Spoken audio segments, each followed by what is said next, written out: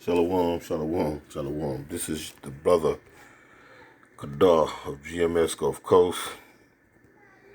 I'd like to start by giving all praise, honor, and glory to the Most High Yahweh, by Hashem, Yahweh Shai, by Hashem, Rakah, Quadash. Double honors are given up to the apostle, elders of Great Millstone, men who have labored and suffered in this truth for over 30 plus years, making their lives and their bodies a living sacrifice. I also like to send a shalom to the hopefully elected 1/3 of the nation of Israel. I also like to send a shalom to the various GMS camps, the elders, the heads, and last but not least, I'd like to send a shalom to any of you Akim not named GMS, but walk in one spirit, one body, in Yahweh Shai, preaching and teaching is 100% truth with all truth and sincerity, as taught to us by the apostle elders of Great Millstone. To you all, shalom.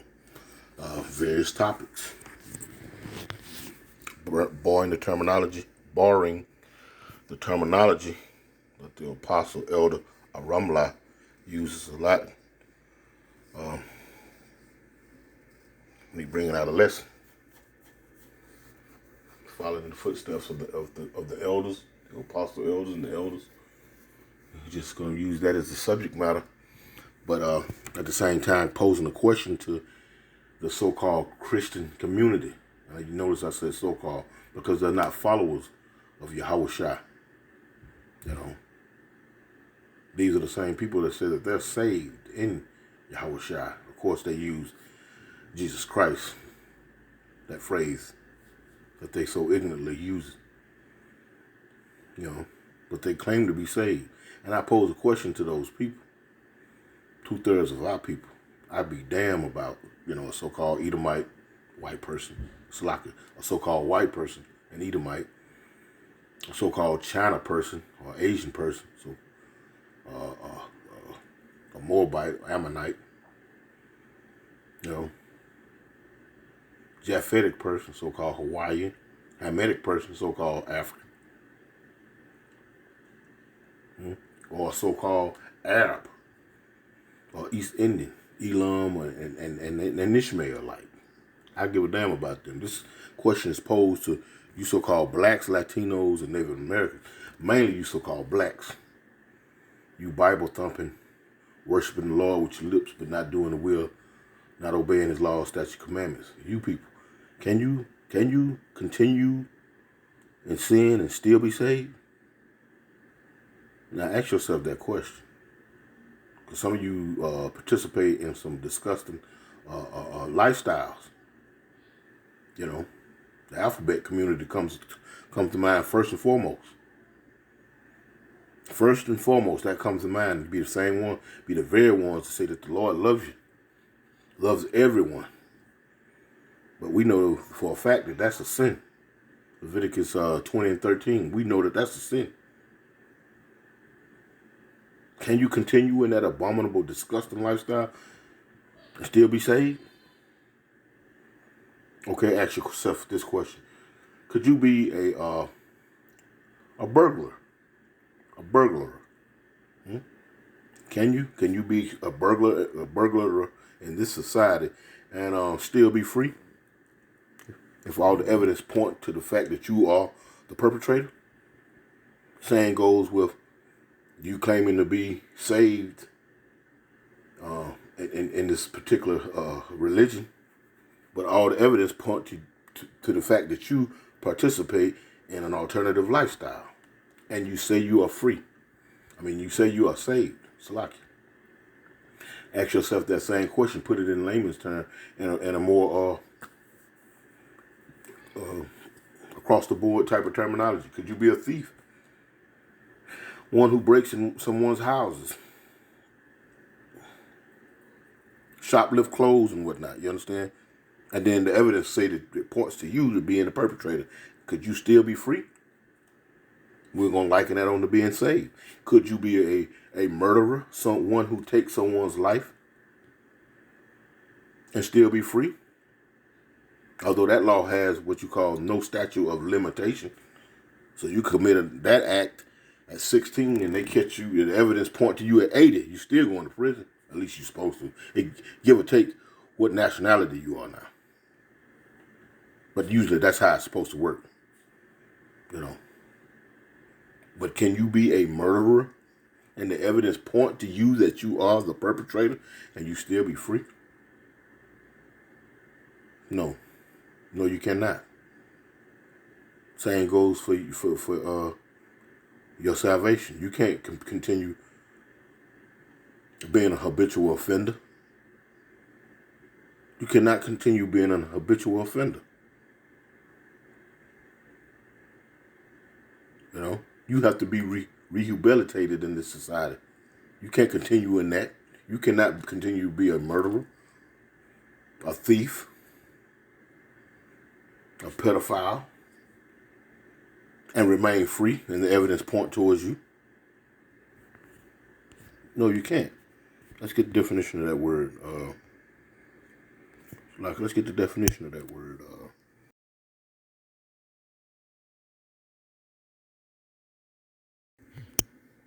Here's the definition of rehabilitate. Restore someone to health or normal life by training and therapy after imprisonment, addiction, or illness.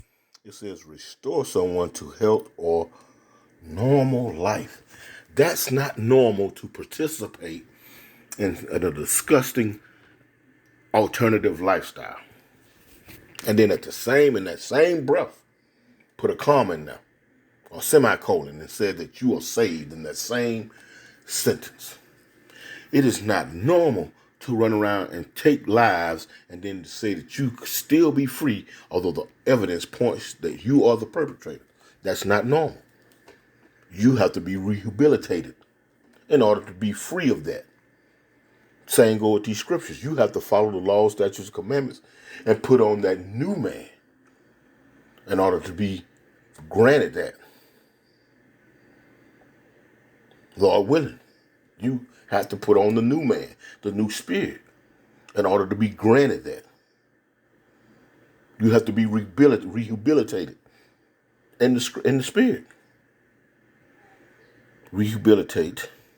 Let's say it again. Rehabilitate.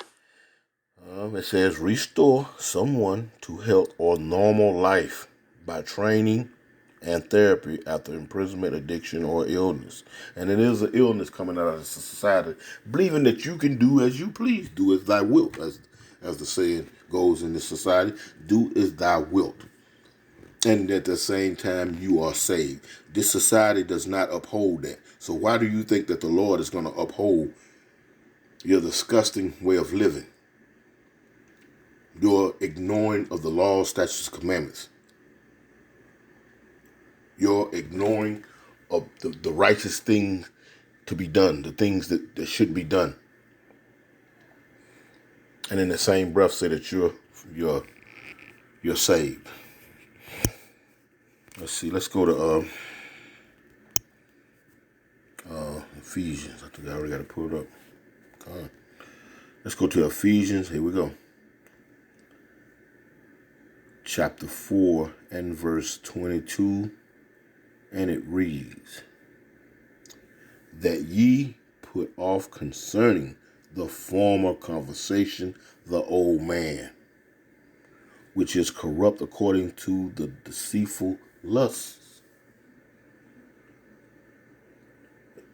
This is just like, a murderer has to be rehabilitated.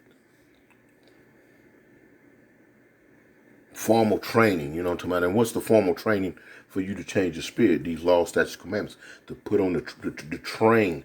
In other words, to read, to study, to practice. Put off that old man. Put off the old man. Let's go into this real quick. Let's go into conversation, shall we? Real quick. You have to put off the former conversation. Strong's G391. Anastrophe.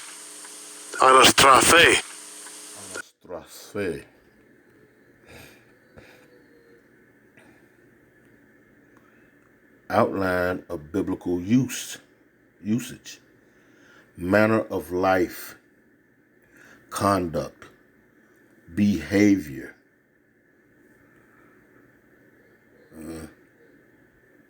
It says from 390, behavior.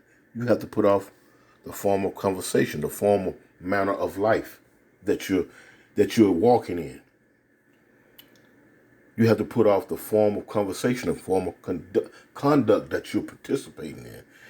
You have to put off the form of conversation. Oh man, the behavior. The behavior. Now let's read that again. That ye put off concerning the form of conversation, the form of behavior, the form of manner of life, the form of conduct, the old man, which is corrupt according to deceitful lust, according to what your flesh wants. Mind you, you cannot function in this society being a murderer and the evidence point to you being the perpetrator. It doesn't work like that. Your ass is going to jail, point blank, period. And it depends on the severity of the crime, whether you committed the crime in the admission of doing a felony and you took someone's life. You could also be put to death, although in the scriptures you're supposed to be put to death. But in the society, it's degrees and what was done in the admission of committing an act of murder, which constitute whether you be put to death or not. But nevertheless, you cannot walk in the same behavior, the same conduct, the same manner of life, and be free. You cannot, and the same goes to the scriptures. You cannot claim to be saved, but continue to be a sinner. Continue not to obey the law, statutes, and commandments. Verse 23, it reads, and be renewed in the spirit of your mind. And be renewed in the spirit of your mind. You have to put off the former man, the former conversation, the old man, which is corrupt according to deceitful lust, and be renewed in the spirit of your mind. 24, and it says, and that ye put on the new man. You have to put on the new man. That you have to be rehabilitated in these scriptures. You know? Find out what for sure what's going off.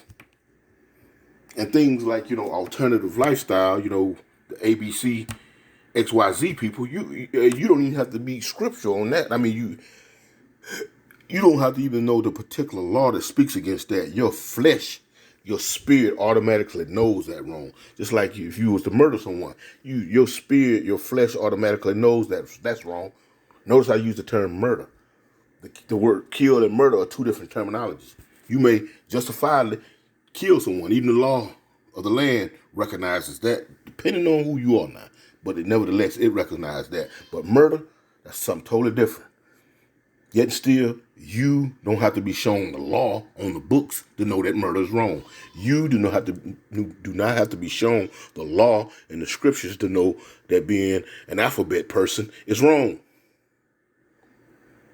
And you cannot commit these things and claim to be saved. It just don't work like that.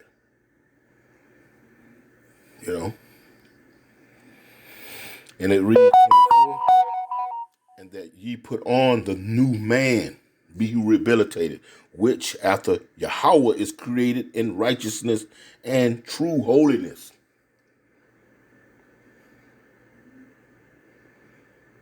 Matter of fact, let me see real quick. Let's see what righteousness is. I think it's Deuteronomy 6.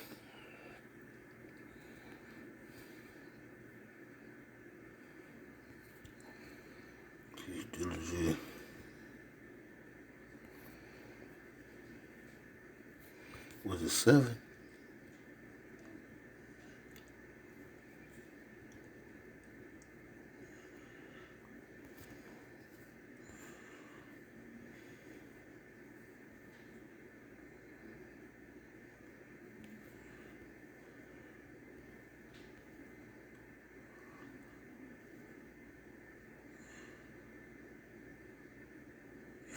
And this is righteousness.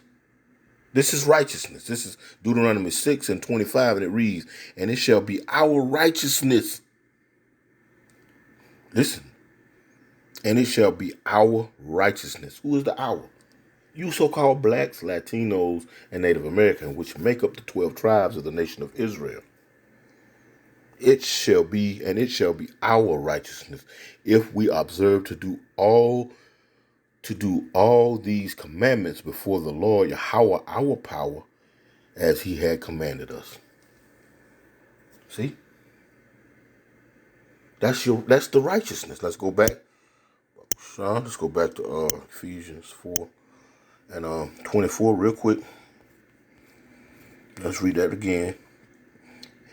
First, this Ephesians 4 and 24, and it reads, "And that ye put on the new man, which after Yahweh is created in righteousness and true holiness." And the holiness sets you apart from these other nations.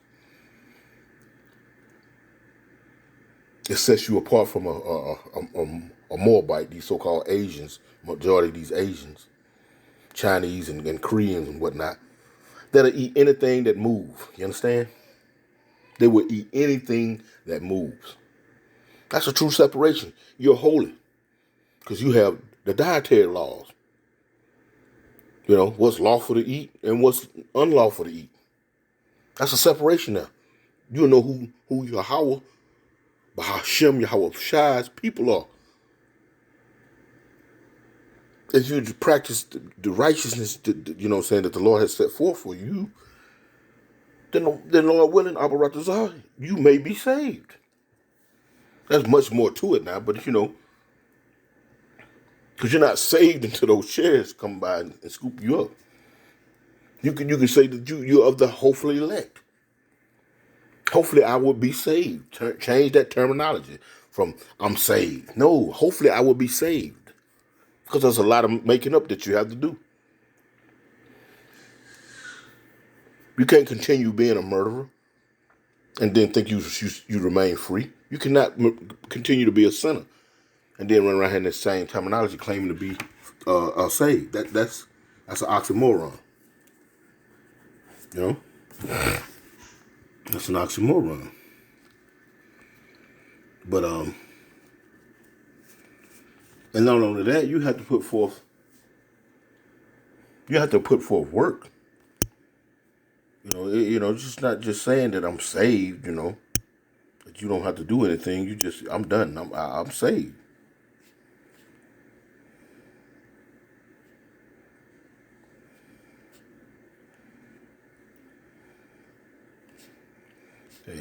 Where is it? This is James chapter 2 and verse 14, and it reads, check this out.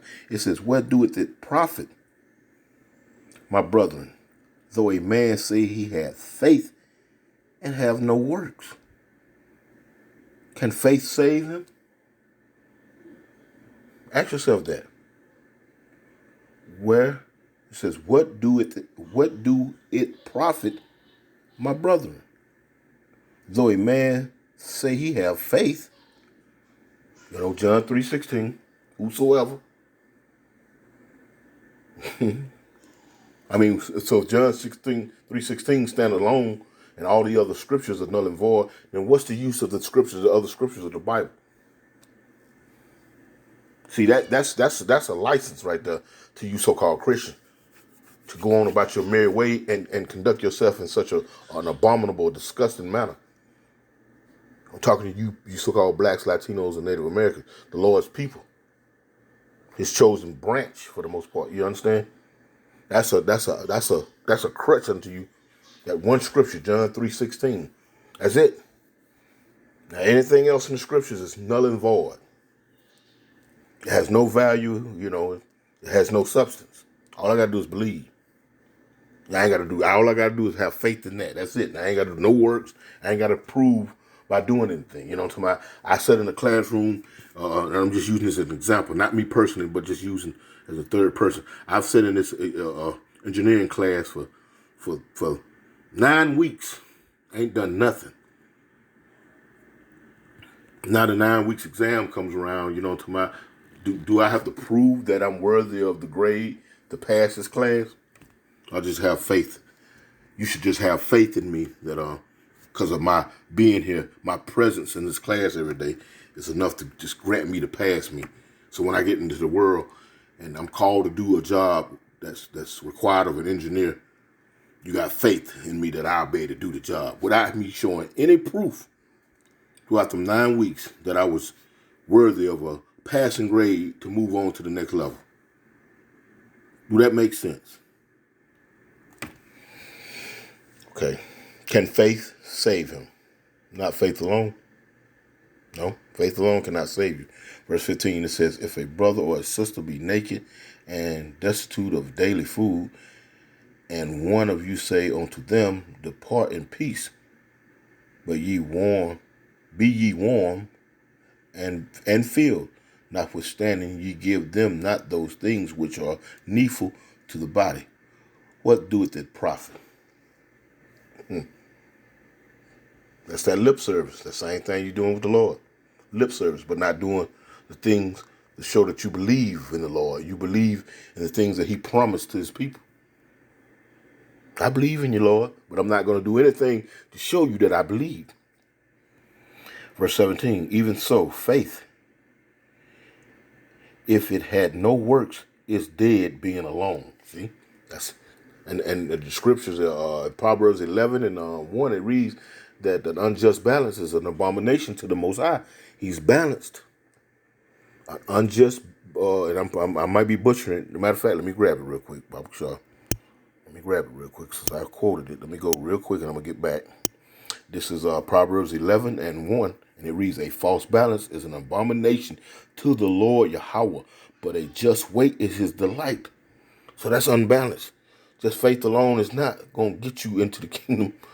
It's not going to get you into the kingdom of Yahweh Bashim Yahushua. That's not how that works. Now let's go back. We finna close out. I just wanted to, like I say, various topics, speaking through the Spirit. It says, even so faith, this is back in James 2 and 17, even so faith, if it had no works, is dead being alone. It done tipped the scale. It done tipped the scale. You just saying it, I'm gonna help you out. I'm gonna help you out. But when you get when the Lord bless you with the proceeds to help me, you never do it. So am I supposed to have faith in that? Is the Lord supposed to be tricked by you just saying that you believe in Jesus Christ, not even calling on the proper name? Verse 18, and it reads, yea, a man may say, thou hast faith and have works. Shew me thy faith without thy works, and I will show thee my faith by my works. And when you see the men of the Lord going on our highways and hedges, week in and week out, no matter what the weather is, unless it's a tornado or it's a hurricane, for the most part, you see the men out there in season and out of season, week in and week out, bringing forth, showing their faith, what? By their works. Not giving up lip service to the Lord, Yeah, I believe in the Lord. I know I'm an Israelite, but you're not out here doing the work. You're an Israelite man. You're not out here doing the work. Where's your beard at? Where's your friends to remind you of these things? All these things are lawful. See, that's lip service. That's faith without works. And the majority of our people that are in these damn church houses are just that. Lip syncers. Parrots. Parrots. We're going to close out with that. Parrots. That's what our people are, parrots. We're going to Google that definition. We're going to close out.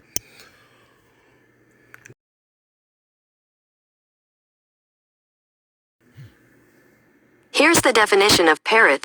A bird, often vividly colored, with a short down-curved hooked bill, grasping feet, and a raucous voice, found especially in the tropics and feeding on fruits and seeds. Many are popular as cage birds, and some are able to mimic the human voice. Mimicking. That's all they do. That's what a parrot does, mimic. And you mimic who? Those false pastors and preachers, those false prophets, who have no works, who have a sense false of faith that they have passed on to their flocks. And they accept any and every domination, of abomination, disgust, and filth. And at the same time, will utter that madness out their mouth as though they're saved. Encouraging students to parrot back information. And that's basically, like you said, that's what our majority of our people do when they deal with these false prophets. Parrot back information that is not founded in truth. Lord willing, it was edifying. I want to give all praise, honor, and glory to the Most High Yahweh Bashim Yahushua. Double honors to the apostle, elders of Great Millstone. And with that, Shalom.